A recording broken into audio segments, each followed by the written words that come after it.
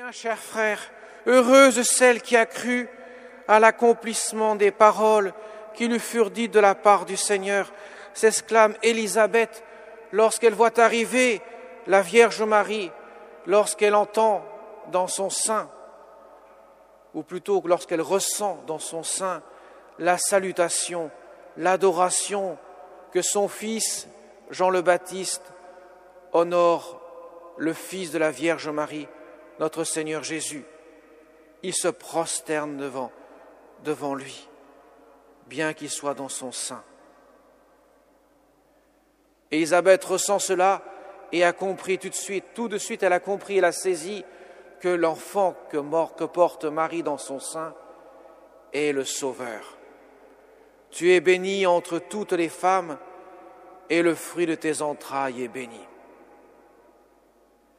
Et elle a compris parfaitement que si Marie est la mère de celui qui doit venir dans ce monde pour le sauver, c'est qu'elle est celle qui a cru en l'accomplissement des paroles que le Seigneur a dites. D'ailleurs, la Vierge Marie, lorsqu'elle est visitée par l'ange Gabriel, donnera comme réponse à Dieu que tout se fasse pour moi selon ta parole. Je suis la servante du Seigneur. Et c'est à ce moment-là que la Vierge Marie sera enceinte, une fois qu'elle aura donné son oui, son fiat, ainsi Dieu s'incarne en son sein. C'est par le oui de Marie qu'elle peut réparer en quelque sorte le nom d'Ève. C'est le oui de Marie qui permet à Dieu de venir dans le monde alors que le nom d'Ève l'avait chassé du cœur de l'homme. C'est par la vérité, Jésus, lui qui est le chemin, la vérité, la vie, qui chassera les ténèbres du mensonge, du serpent, de la Genèse. La nouvelle Ève, qu'est la Vierge Marie, permet au nouvel Adam de venir en ce monde et ainsi de le sauver des turpitudes de la mort dans lequel l'homme s'était engouffré à cause de son péché.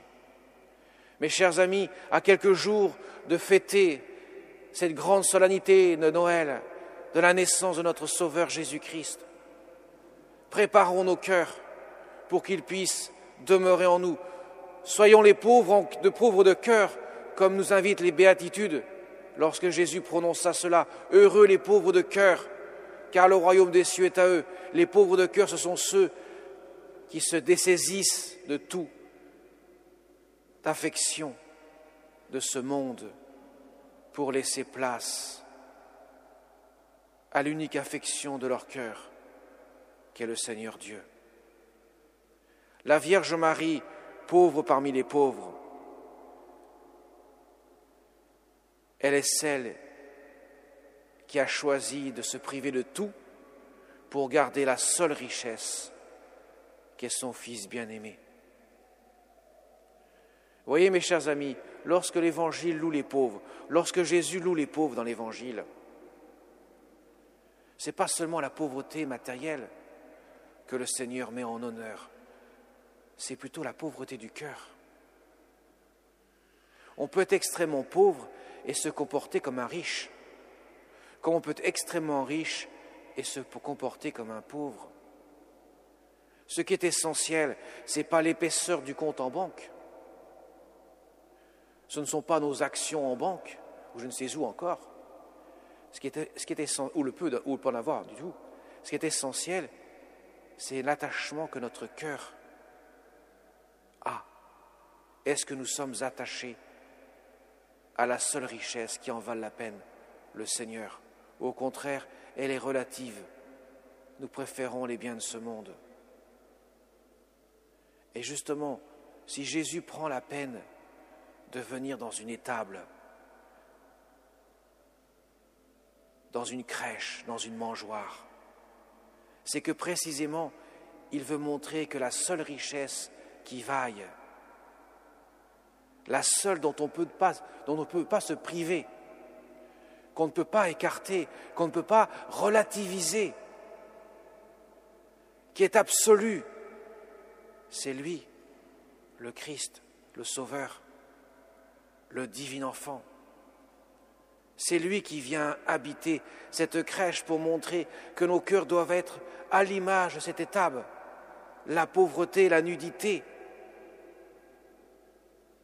des choses de ce monde pour laisser place à la richesse, la seule qui envahit, le Christ. Dieu se donne à nous, mes chers amis, et c'est ce que nous emporterons au ciel, l'amour avec lequel nous aurons aimé, l'amour qui vient de Dieu, cette charité que le Seigneur nous donne à profusion, cette vertu théologale que nous aurons cultivée tout au long de notre vie, avec la foi et l'espérance.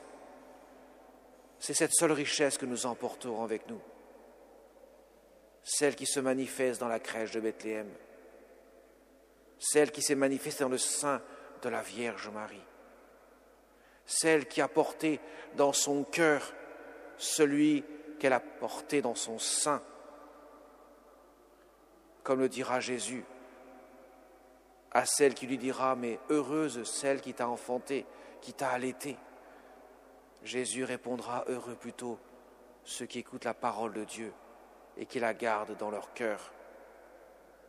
Comme le dira Élisabeth « Heureuse celle qui a cru » à l'accomplissement des paroles qui lui furent dites de la part du Seigneur. Vous voyez, mes chers amis, c'est comme la voix de Jean le Baptiste. Jean le Baptiste crie dans le désert, là où il n'y a rien, pour que la voix puisse être entendue. Jésus naît dans une pauvre étable, là où il n'y a personne, à part l'âne et le bœuf, quelques bergers autour et leurs moutons, pour que le Fils de Dieu puisse être reconnu comme la seule richesse.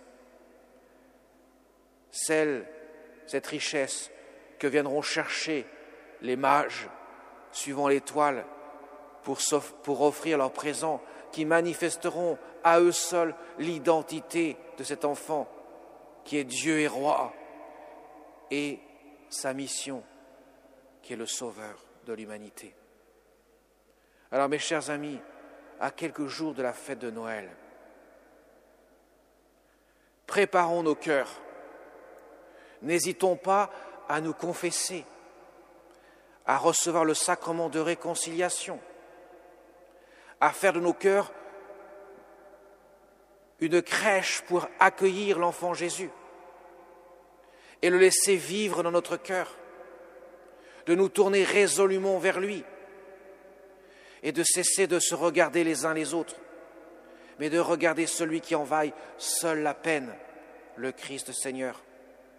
Nous les chrétiens, nous avons un témoignage à porter en ce monde, froid d'amour, qui n'aime pas Dieu, qui rejette Dieu, qui le met à la dernière des places, si tant est qu'il y en a encore une place. Nous avons un rôle, mes chers amis, nous devons témoigner de la présence de Dieu. Et nous ne pouvons pas témoigner en dehors d'une présence d'amour qui habite notre cœur. Tous les saints, à commencer par la Vierge Marie, bien qu'elle soit très silencieuse, on entend très peu le son de sa voix dans l'Évangile, on a très peu de ses paroles, et pourtant c'est la plus grande sainte de tous les temps. Elle a témoigné bien plus par son attitude, par son cœur, le silence de son cœur, totalement vierge de péché, pure de tout péché, mais remplie, pleine de la grâce du Seigneur. C'est ce témoignage qu'elle porte au monde et qu'elle a révélé à tous les enfants qu'elle est venue voir ici-bas sur cette terre. Notre pays en est d'ailleurs fort honoré.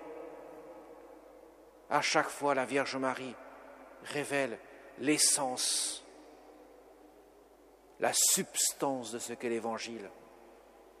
Alors préparons nos cœurs, allons gaiement faire le ménage dans notre cœur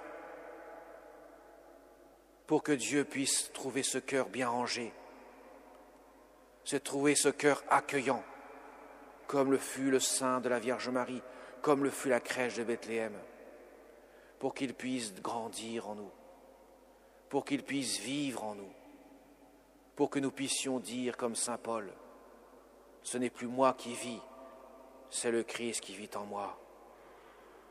Mes chers amis, il en va de l'urgence du salut de ce monde pour chacun d'entre nous. Nous ne pouvons pas remettre à demain ce que nous devons faire aujourd'hui.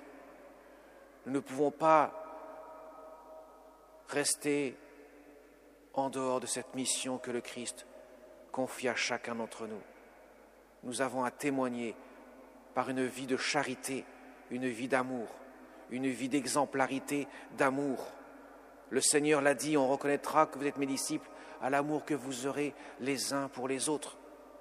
Nous ne pouvons pas nous laisser emporter par la vague de ce monde qui ne sait, d'ailleurs, dont on ne sait même pas où elle va, tant elle n'a aucun sens. Elle se construit sur seulement des choses éphémères qui viennent et qui vont. Alors demandons au Seigneur que ce Noël soit un vrai Noël pour notre cœur, que nous puissions vraiment laisser le Christ prendre toute la mesure de notre place, comme la Vierge Marie s'est longuement préparée toute sa vie pour qu'elle puisse ainsi enfanter l'enfant Dieu et ne pas ainsi être comme ce peuple qui n'a pas su l'accueillir. Nous l'entendrons le jour de Noël, et je terminerai par là. Saint Jean a dit cette parole redoutable que nous devons méditer. Il est venu chez les siens et ils ne l'ont pas reçu. Que le Seigneur ne puisse pas nous dire ça de nous. Je suis venu chez vous et vous ne m'avez pas accueilli. Je suis venu à votre rencontre et vous n'étiez pas là. Alors demandons au Seigneur que nous puissions être là, présents, que nous puissions vraiment l'accueillir de tout notre cœur, mettre toute notre zèle et ardeur à le chercher en toutes choses. Amen.